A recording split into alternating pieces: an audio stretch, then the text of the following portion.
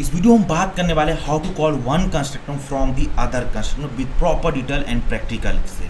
Okay, तो सबसे पहले इसके कॉन्सेप्ट को समझने की कोशिश करते हैं।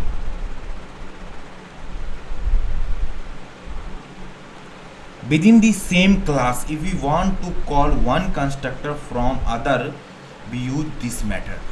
With same class में हम एक कंस्ट्रक्टर से दूसरे कंस्ट्रक्टर जब हम कॉल करना चाहते हैं तो उसमें हम दिस मेथड को यूज करते हैं। Okay, based on the number of parameter we pass appropriate this method is call. जो भी हम दिस मेथड में पैरामीटर पास करेंगे उसके अकॉर्डिंग हमारा कंस्ट्रक्टर कॉल होगा। अगर एक पैरामीटर पास करें तो जो कंस्ट्रक्टर पास एक पैरामीटर होगा वो कॉल होगा और वो पर्टिकुलर कंस्ट्रक्टर हमारे क्लास में अवेलेबल भी होना चाहिए। अगर नहीं रहेगा तो अपने को ये कंपाइल टाइम एक्सेप्शन देने लग जाएगा। ओके, और इसका कुछ रेस्ट्रिक्शन है दिस मेथड का यूज करने की। वो रेस्ट्रिक्शन क्या है इसके बारे में हम प्रॉपर डिटेल से समझने की कोशिश करते हैं। This must be the first statement in the constructor. जो हमारा दिस मेथड है वो हम कंस्ट्रक्टर के अंदर पहला स्टेटमेंट लिखेंगे, लास्ट में और मिड में हम नहीं लिखेंगे, ये एक्सेप्ट नहीं करेगा। पहला स्टेटमेंट होना चाहिए, पहला रेस्ट्रिक्शन ये।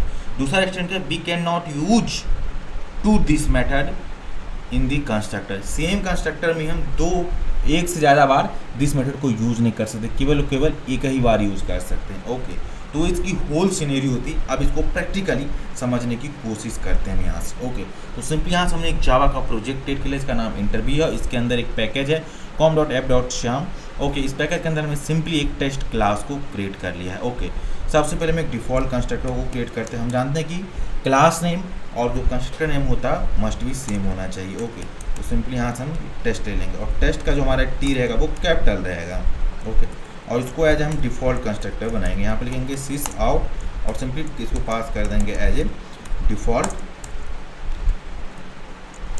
कंस्ट्रक्टर पास कर देंगे। ओके, ये हमारा डिफ़ॉल्ट कंस्ट्रक्टर हो गया। इसी तरीके से यहाँ से हम एक दिस मेथड को कॉल करेंगे और हमने ये बोला था कि जो दिस होना चाहिए ये फर्स्ट स्टेटमेंट होना चाहिए। ओके, और यहाँ ध्यान से रखिए, अगर हम ये नॉर्मली अभी ये दिस मेथड ऐसे पास करेंगे इसका मतलब क्या होगा कि हम इसी दिस मेथड से इसी कंस्ट्रक्टर को कॉल कर रहे हैं, बार बार यही कॉल होगा और ये हमारा 6 लाइन एग्जीक्यूट ही नहीं होगा, इसलिए रिकर्सिव कॉल हो गया है। और रिकर्सिव कॉल पॉसिबल नहीं है। यहाँ पर देखिए एक्सेप्शन भी ऐसे ही देगा, रिकर्सिव कंस्ट्रक्टर इन्वोकेशन टेस्ट ही बता रहा है, तो यहाँ पर ये नहीं है, रिकर्सिव कॉल नहीं कर सकते हैं दिस मेथड की हेल्प से। ओके, तो यहाँ पर आपको कोई पैरामीटर पास कर देते हैं 1। ओके, यहाँ पर 10 वैल्यू पास करते हैं जो कि इंटीजर टाइप है। अब ये क्या चेक करेगा कि ये चेक करेगा कि पर्टिकुलर क्लास में इस कोई ऐसा कंस्ट्रक्टर अवेलेबल है जिसकी पैरामीटर 1 हो और वो इंटीजर टाइप का वैल्यू ले रहा है। तो अभी हमारा क्लास में ऐसा कोई भी कंस्ट्रक्टर है ही नहीं। ओके, तो यहाँ पर इसको होवर करेंगे तो ये कह रहा है ये कंस्ट्रक्टर अनडिफाइंड बता रहा है ही नहीं, तो इस पर करेंगे और यहाँ क्या क्रिएट कंस्ट्रक्टर। तो अपने को ऐसा कंस्ट्रक्टर क्रिएट करना है पब्लिक टेस्ट इंट उसकी 1 पैरामीटर है जो एक्सेप्ट करे। तो ये क्या काम करेगा, यहाँ से सिंपली इस पर्टिकुलर कंस्ट्रक्टर को ये कॉल कर देगा। ओके, तो यहाँ से एक मैसेज पास कर देते हैं हम सिंपली सिस आउट और यहाँ पर लिखते हैं सिंगल आर्गुमेंट कंस्ट्रक्टर। ओके, और यहाँ से ये पास कर दिए, तो ये वाला पर्टिकुलर हमारा कंस्ट्रक्टर कॉल हो जाएगा। इसी तरीके से हमको दूसरा कोई कंस्ट्रक्टर को कॉल करना है तो कैसे करेंगे, देखिए सिंपली यहाँ से लिखेंगे दिस और हम चाहते हैं कि इस बार उस कंस्ट्रक्टर को कॉल करें जिसके पास 2 पैरामीटर एक्सेप्ट कर रहा है, वो भी इन टाइप का कर रहा है। ये दोनों वैल्यू कैसा इन टाइप का है, तो सिंपली इस टाइप का। तो ये चेक करेगा क्या पर्टिकुलर कंस्ट्रक्टर अवेलेबल क्लास में जो कि 2 आर्गूमेंट को एक्सेप्ट कर रहा हो। तो अभी देखिए यहाँ इस पे पर्टिकुलर हमारा कंस्ट्रक्टर क्या है, कोई भी आर्गूमेंट नहीं ले रहा और ये कंस्ट्रक्टर हमारा क्या है एक ही ले रहा है। तो यहाँ पर एक्सेप्शन देगा क्या कि अनडिफाइंड कह रहा है, जो टेस्ट इंट इज अनडिफाइंड कह रहा है, इस टाइप को कंस्ट्रक्टर डिफाइन ही नहीं है, तो अपने को डिफाइन करना है। तो सिंपली इसी पर होवर करेंगे और ये अपने को दे देगा चेंज करने के लिए देगा और यहाँ पर वो क्रिएट करना है, उनका क्रिएट कर दो और उसने क्रिएट कर दिया कि 2 आर्गूमेंट यहाँ पर ही सिंपली ले, कंट्रोल डी से डिलीट कर दिया और यहाँ पर सिंपली लिखते हैं सिस आउट और यहाँ पर पास करते हैं डबल आर्गूमेंट कंस्ट्रक्टर। सिंपली हमारा मैसेज पास रहेगा। ओके, ये हमारा हो गया। अब इसको कॉल कैसा होगा इसको बारे में हम बात करते हैं विद प्रॉपर डिटेल्स। ओके, तो सिंपली हमारा ये मेन मेथड हो गया और यहाँ से सिंपली हम न्यू लिखते हैं और टेस्ट कर देते हैं। जैसे ही क्लास को हम ऑब्जेक्ट करते हैं तब कंस्ट्रक्टर कॉल होगा। तो देखिए सबसे पहले कॉल क्या होगा, ये ऑब्जेक्ट क्रिएट होगा और यहाँ देखिए कि सबसे पहले किसको कॉल करेगा, डिफ़ॉल्ट कंस्ट्रक्टर को कॉल करेगा। यहाँ पर एक कंस्ट्रक्टर आएगा लाइन नंबर 4 पे। और जैसे ही 5 लाइन एग्जीक्यूट होगा तो ये देखेगा दिस मेथड एक है जो कि सिंगल आर्गूमेंट कंस्ट्रक्टर को कॉल कर रहा है। फिर इसको सर्च करेगा सिंगल आर्गूमेंट कंस्ट्रक्टर कहाँ है, इसको यहाँ पर मिलेगा। देन इसके पास आएगा लाइन नंबर 10 पास जैसे एग्जीक्यूट होगा तो चेक करेगा कि एक ऐसा कंस्ट्रक्टर जो डबल आर्गूमेंट चेक करे कहाँ पर है, तो उस कंस्ट्रक्टर पास आएगा।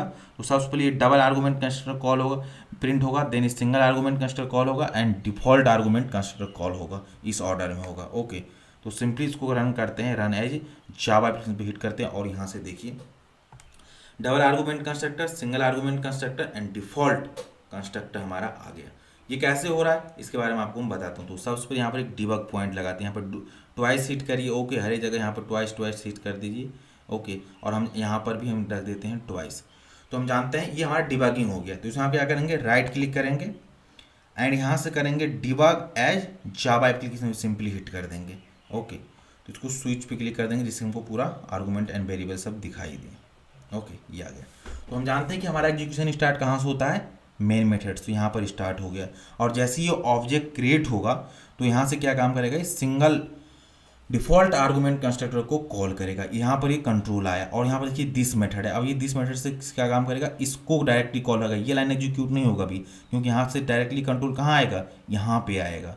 देखिए यहाँ पे कंट्रोल आया। अब ये 11 लाइन एग्जीक्यूट नहीं होगा, ये कहाँ काम करेगा, जो डबल आर्गूमेंट कंस्ट्रक्टर वाला है उसको यहाँ पर ये सिंपली कॉल करेगा और यहाँ पे आ जाएगा।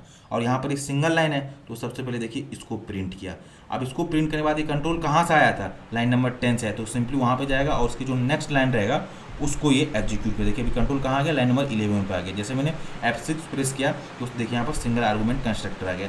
और यहाँ पर कंट्रोल कहाँ से आया था, इस लाइन नंबर 5 से आया था। अब कंट्रोल कहाँ जाएगा, लाइन नंबर 6 पे देखिए आ गया। और यहाँ से अभी प्रिंट करेगा डिफॉल्ट कंस्ट्रक्टर।